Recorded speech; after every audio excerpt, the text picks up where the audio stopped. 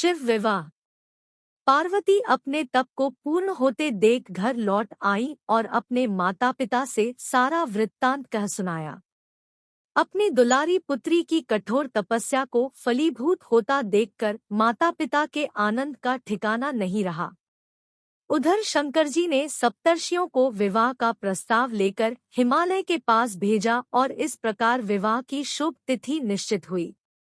सप्तर्षियों द्वारा विवाह की तिथि निश्चित कर दिए जाने के बाद भगवान शंकर जी ने नारद जी द्वारा सारे देवताओं को विवाह में सम्मिलित होने के लिए आदरपूर्वक निमंत्रित किया और अपने गणों को बारात की तैयारी करने का आदेश दिया। उनके इस आदेश से अत्यंत प्रसन्न होकर गणेश्वर शंखकर्ण, केकराक्ष, विकृत, विशाख, विकृतानन, दुंदुभ, कपाल, कुंडक, काकपादोदर, मधुपिंग, प्रमथ, वीरभद्र आदि गणों के अध्यक्ष अपने अपने गणों को साथ लेकर चल पड़े। नंदी, क्षेत्रपाल, भैरव आदि गणराज भी कोटि-कोटि गणों के साथ निकल पड़े।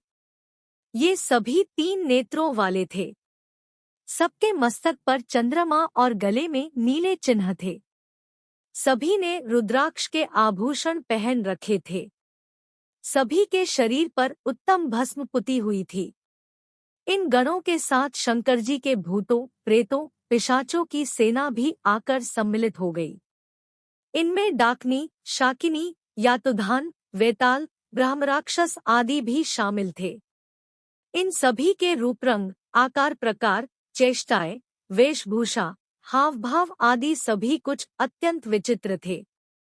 किसी के मुख ही नहीं था और किसी के बहुत से मुख थे। कोई बिना हाथ पैर के ही था तो कोई बहुत से हाथ पैरों वाला था। किसी के बहुत सी आंखें थी और किसी के पास एक भी आंख नहीं थी। किसी का मुख गधे की तरह, किसी का सियार की तरह, किसी का कुत्ते की तरह था।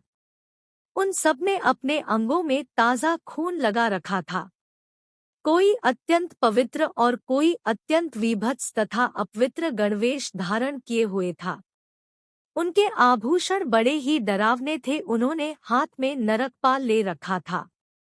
वे सबके सब अपनी तरंग में मस्त होकर नाचते गाते और मौज उड़ाते हुए महादेव शंकर जी के चारों ओर एकत्रित हो गए। चंडी देवी बड़ी प्रसन्नता के साथ उत्सव मनाती हुई भगवान रुद्रदेव की बहन बनकर वहां आ पहुंची। उन्होंने सर्पों के आभूषण पहन रखे थे। वे प्रेत पर बैठकर अपने मस्तक पर सोने का कलश धारण किए हुए थी। धीरे धीरे वहां सारे देवता भी एकत्र हो गए। उस देवमंडली के बीच में भगवान श्री विष्णु गरुड़ पर विराजमान थे। पितामह ब्रह्मा जी भी उनके पास में मूर्तिमान वेदों, शास्त्रों, पुराणों, आगमों, सनकाद महासिद्धों, प्रजापतियों, पुत्रों तथा कई परिजनों के साथ उपस्थित थे। देवराज इंद्र भी कई आभूषण पहन अपने ऐरावत गज पर बैठ वहां पहुंचे थे। सभी प्रमुख ऋषि भी वहां आ गए थे।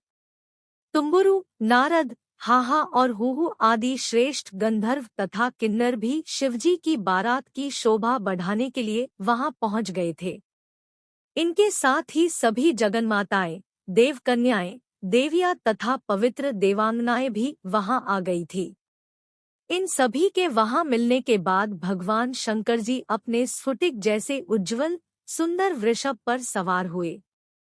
दूल्हे के वेश में शिवजी की शोभा निराली ही छटक रही थी।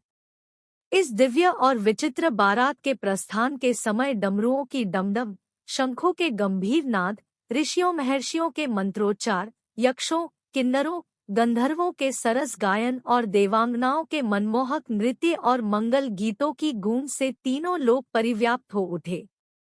उधर हिमालय ने विवाह के लिए बड़ी धूमधाम से तैयारियां की और शुभ लग्न में शिवजी की बारात हिमालय के द्वार पर आ लगी। पहले तो शिवजी का विकट रूप तथा उनकी भूत प्रेतों की सेना को देखकर मैना बहुत डर गई और उन्हें अपनी कन्या का पाणिग्रहण कराने में आनाकानी करने लगी। पीछे से जब उन्होंने शंकर जी का करोड़ों कामदेवों को लजाने वाला 16 वर्ष की अवस्था का परम लावण्यमय रूप देखा तो वे देहगे की सुधि भूल गई और शंकर पर अपनी कन्या के साथ ही साथ अपनी आत्मा को भी न्योछावर कर दिया। हरगौरी का विवाह आनंद पूर्वक संपन्न हुआ। हिमाचल ने कन्यादान दिया। विष्णु भगवान तथा अन्यान्य देव और देवर्षियों ने नाना प्रकार के उपहार भेंट किए। ब्रह्माजी ने वेदोक्त रीति से विवाह करवाया। सब लोग अमित उत्साह से भरे अपने अपने स्थानों को लौट गए।